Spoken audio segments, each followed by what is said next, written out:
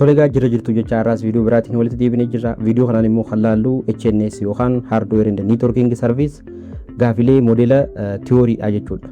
Part 1 video dabreen bifa salphaatiin gaafilee tokko hanga 50 jiran discuss gochaati kan turre. Video kanaan immoo part 2 isaadha.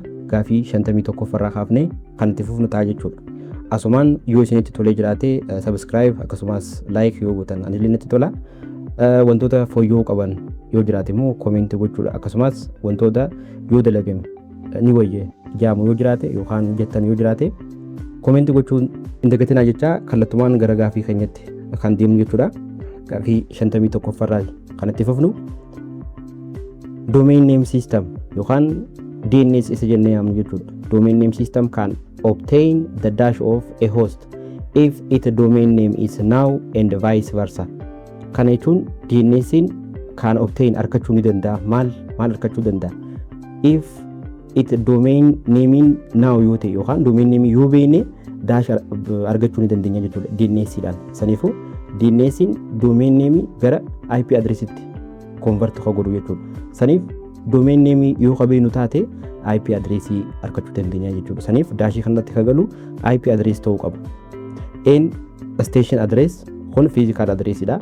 Bin immoo IP address dha jechuudha. Saniif domain name convert IP address gara domain name itti, domain name immoo vice versa jechuun garagalchaa isaati jechuudha. IPs gara domain itti, domainis gara IP itti convert gochuu ni danda'a jechuudha.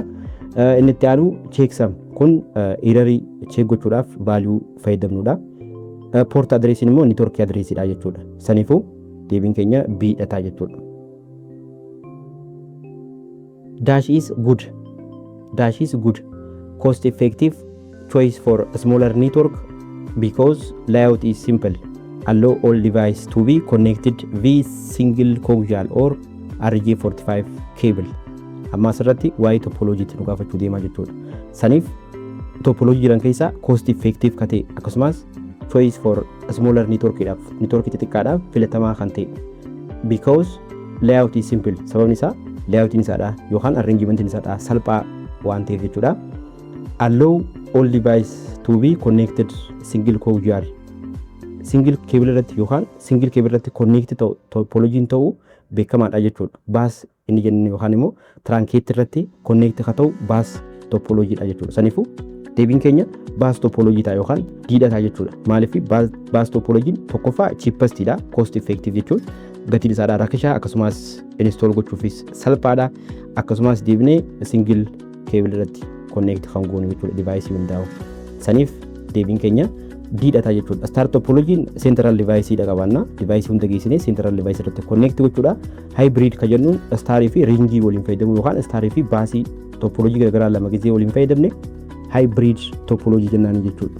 Ringiin immoo bifa circleetiin configuration hojjechuudha jechuudha.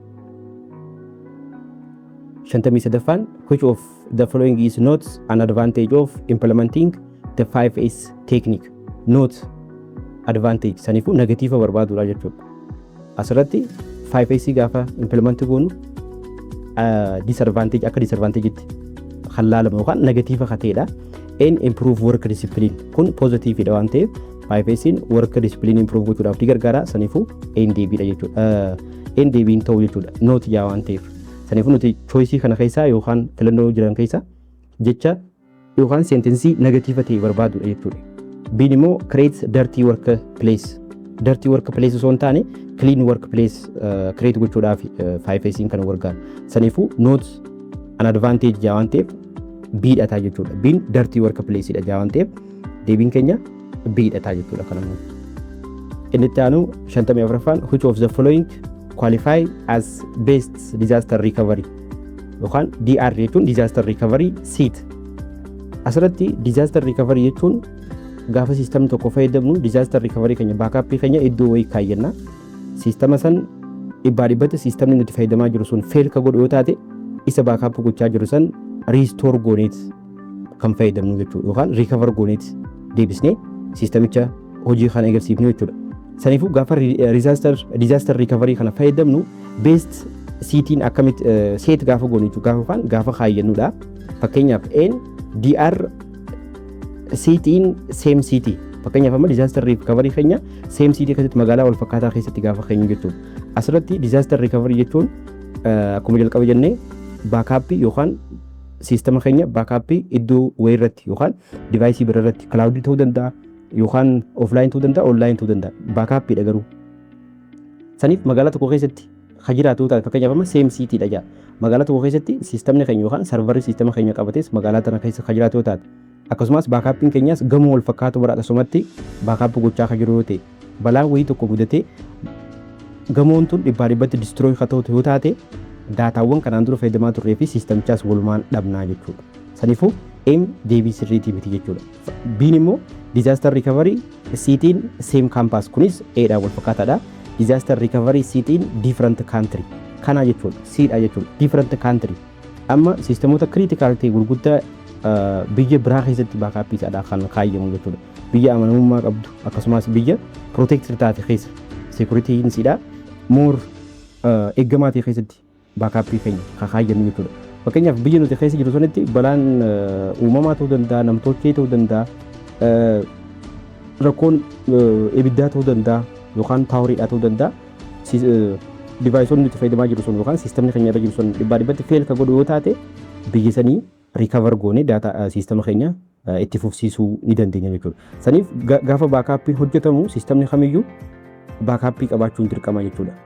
Kanaan duraas jechaan ture siistamni tokko haga fedhellee smart yoo ta'e dirqama baakaappiin barbaachisaadha jechuudha. Maaliif yeroo siistamni sun itti daampu godhu yookaan immoo itti feel godhu hin beekamu jechuudha. Saniifuu yeroo mara baakaappiin automaatikaalii sakandiidhaan wanni nuti hojjennu yookaan wanni siistamni keenya hojjetu sun baakaap ta'uu qaba jechuudha.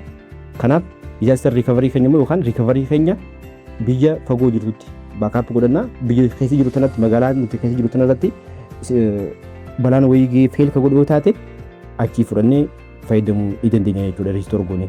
Saniifuu deebiin keenya sii ta'a jechuudha. 55ffaan which class of network device is designed to connect network at OS layer 2.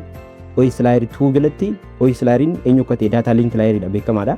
Saniifuu devicein OS layer jalatti argamuudha asirratti kan gaafachaa jiru. N router.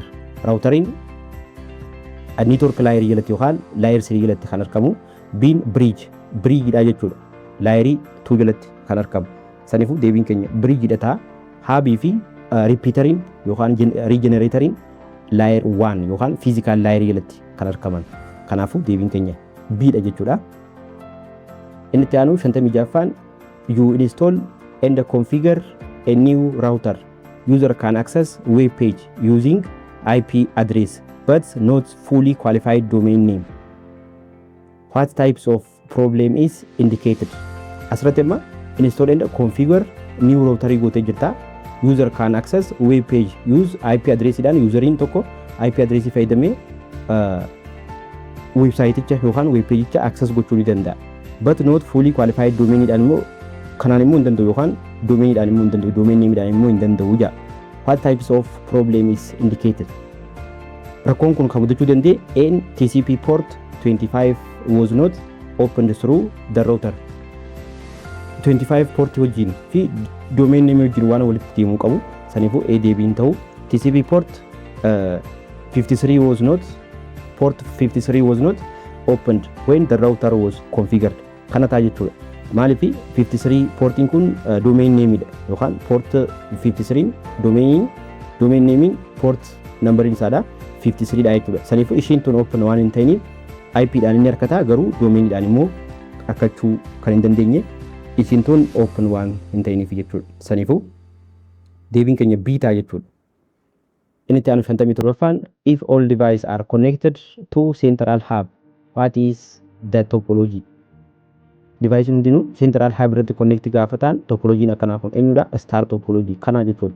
Star topology device hundaa'u geessine central device irratti connect gochuudhaan jechuudha. Inni itti aanu 58ffaan when does network congestion occur? Network congestion yoomi uumamuudha. Kana jechuun network degradation akkasumas networking keenya dadhabbii kan eegalu jechuudha. Yookaan immoo performance isaadhaa kan xiqqaatu yookaan performance isaadhaa degradation kan godhu jechuudha. Akkasumas delay kan qabaatu yoo ta'e sun yoomidha kan uumamu. And when connection between two nodes terminate connectioning device lama yookaan node lama gidduu gaafa jiru terminate gaafa ta'e kun link to disconnect jennaan malee congestion jennu jechuudha. Biin immoo when there is no internet connection kunis connection atu hin jirre malee congestion wajjin tokko miti jechuudha. Biin when system terminate jechuun shut down yookaan systemicha dhaamsuudha dhibbaa dhibbatti. Diin when traffic is overload diidhata jechuudha deebiin keenya. Overload jechuun networking keenya yookaan dandeettii silaa haga sochoosuu danda'u caalaa gaafa itti baay'atee networking traffic overload gaafa ta'e congestion jennaan jechuudha.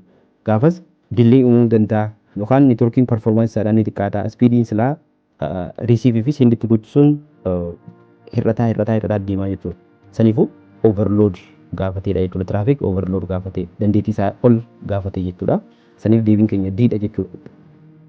Inni itti aanu 59ffaan what is the most effective way to mitigate congestion of LAN malee gaafi congestion kana mitigate congestion kana gaafa hir'isuudhaaf yookaan fooyyessuudhaaf and change the cable to cat 6 being replace hub within a switch kana jechuudha. Amma hubii fayyadamuu ta'e duraan switch itti jijjiirra.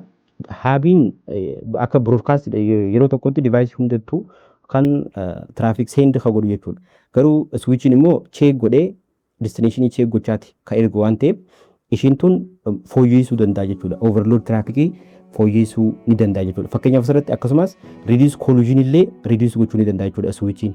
Switch reduce collision and manage traffic more efficiently than hubidha jechuudha. Saniifuu mitigate gaafa goonu isa duraan ture more fooyyessuudha jechuudha gara isa performance qabutti. Saniifuu ishiin tun deebiidha jechuudha yookaan biidha jechuudha deebiin keenya. Inni itti aanu which of the following action compromise security. Security compromise gochuu ka danda'u actionota jiran kana keessaa kana jechuun security keenya gaafii keessa galchuu ka danda'u yookaan isaaniin si'aa jiru san kan dhorkan jechuudha. Si'aa jechuun confidentiality, integrity fi accessibility gaafa dhabne as keessaa tokko gaafa nurraa break tahee kamtuutu kana nurraa balleessuu danda'a jechuudha. Kamtu kana break gochuu danda'a. Actionota jiran kana keessaa compromise security keenya gochuu ka danda'u and attacker kana jechuudha. Attacker jechuun actionidha. Attackeriin activity yookaan action that compromise security gochuu ka danda'u jechuudha. Saniifuu security keenya compromise gochuu ka danda'u attackeriin. B irratti yoo deemne vulnerability dha. Vulnerability jechuun weakness dha jechuudha. Yookaan dadhabiinsa sistema keenyaati. Fakkeenyaaf amma password nuti fayyadamnu laafaa ta'uu danda'a, firewall nuti fayyadamnu akkasuma ta'uu danda'a. Vulnerability dadhabiinsa yookaan weakness sistemaati jechuudha. Threatiin kun immoo potential danger dha jechuudha. Inni kun wanta ta'uu danda'u yookaan wanta uumamuu danda'udha jechuudha. Saniifuu potential danger dha.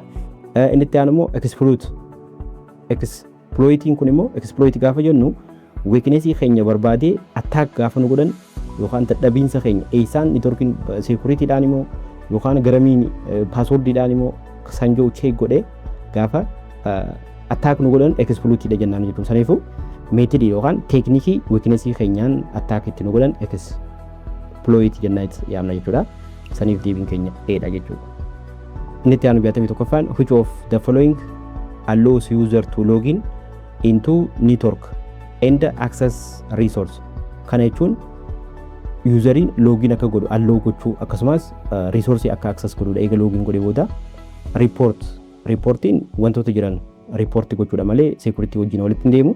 Authentication kana jechuudha. Authentication jechuun identification dha jechuudha. User identification jalqaba useriin tokko gaafa deemu password fi username fi password inni galchisuun sirriidha moo sirrii miti jedhee check godhee yoo sirrii ta'e login godhe yoo sirrii ta'uu baate immoo incorrect password or username message yoo display godhaaf jechuudha. Kan staging kun authentication jenneeti yaamna jechuudha. Saniifuu deebiin keenya isa kana ta'a. Garuu sirra ka jiru immoo authorization. Authorization jechuun sistemni tokko eega login ta'e booda yookaan eega login goone booda maal fayyadamuu qabaa ka jiru immoo hayyama kan kennuuf yookaan authorize kan goonu authorization isa jiru kanaan jechuudha. Saniifuu authorization fi authentication garaagarummaa qaban. Authorization eega login godhee booda maal argachuu qaba yookaan maal faa fayyadamuu qaba. Maal access gochuu qaba ka jennee kana yemnu authorization jenneeti yaamna. Authentication immoo jalqaba irratti login gochuudhaaf jechuudha. scalability growth systemicha growth guddisuudhaaf yookaan bal'isuudhaaf jechuudha. Saniif deebiin keenya authentication bidhata jechuudha. Inni itti aanu 62ffaan which of this is usually not feature in networking documentation. Featureota kana keessa network documentation keessatti network documentation feature kan hin taane jechuudha kanneen keessa. Network design kun ni jiraata. Network gaafa document goonu yookaan documentation gaafa hojjennu kanneen kun ni jiraata. Installing and implementing security program kunis ni jiraata. Testing the network for weakness kunis maal akka test goone documentation keessatti ni kaa'ama jechuudha. Diin immoo email and internet filter kanaatu documentation keessatti baay'ate include kan taane isaan email fi internet filter waan jiru kana jechuudha. Fakkeenyaaf asirratti these are typically policy document dha malee not core network infrastructure documentation miti jechuudha. Saniifuu deebiin keenya diidhataa jechuudha. 63ffaan when the mail server send mail to other mail server it becomes gaafa mail serveriin tokko gara mail serverii biratti send mailii gaafa godhe inni kun maal jedhamaadha. Fakkeenyaaf simple message transfer protocol dha kuni SMTP kun client saniif SMTP client kana jechuudha eedhataa jechuudha deebiin keenya.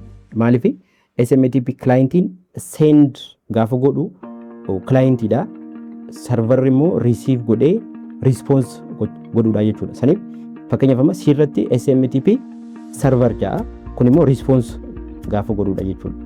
File serveriin faayiliidhaaf kan gargaaru peer server ka jaamu hin jiru. Saniifuu deebiin keenya SMTP client isa yoo kana taajaa yookaan A dha jechuudha. 64ffaan which network would college IT staff most likely have to redesign as direct result of many students bringing their own tablets and smartphones to school access the network. Kana jechuun kolleejjii keessatti yookaan kolleejjii IT staffiin walitaan redesign networkiin isaan godhan yookaan immoo networkiin gaafa redesign godhanii as direct result inni darkachuu qabnu many students bringing their own tablet isaanii fi smartphone isaanii fayyadamanii networkicha access gochuudha jechuudha. Resultiin isaadha gaafa redesign godhan resultiin nuti darkachuu qabnu barattoonni hundinuu networkicha kolleejjiidhaa san silkii isaaniitii fi yookaan taableetiidhaan fayyadamuudha yookaan access gochuudha jechuudha. Wireless LAN kana jechuudha. Wireless local area network kana redesign gaafa godhan kanaan godhanii wireless gaafa jenne taableetis smartphoneis connect gochuu ni danda'a waan ta'eef jechuudha. Kana kolleejjiidhaan miti design ka ta'u internetni sadarkaa kolleejjiitii miti. Wired LAN immoo kun immoo wired dha smartphone fi tableetii connect gochuu hin danda'u. Saniif deebiin keenya eedhataa jechuudha. Tablet and smartphone connects Wi-Fi streaming the wireless network dha waan ta'eef jechuudha. 65ffaan at which layer of OS model does UDP operate? UDP'n eessatti operate ka godhuudha. Physical layer, network layer, session layer, transport layer. UDP fi TCP operate ka godhan transport layer irratti jechuudha. Saniif deebiin keenya diidha ta'a kunis. Kanaaf arraaf kanaan nugaa viidiyoo itti aanan immoo paartii 3 gaafilee hafan haga 80 jiran xumuruuf kan yaallu ta'a jechuudha.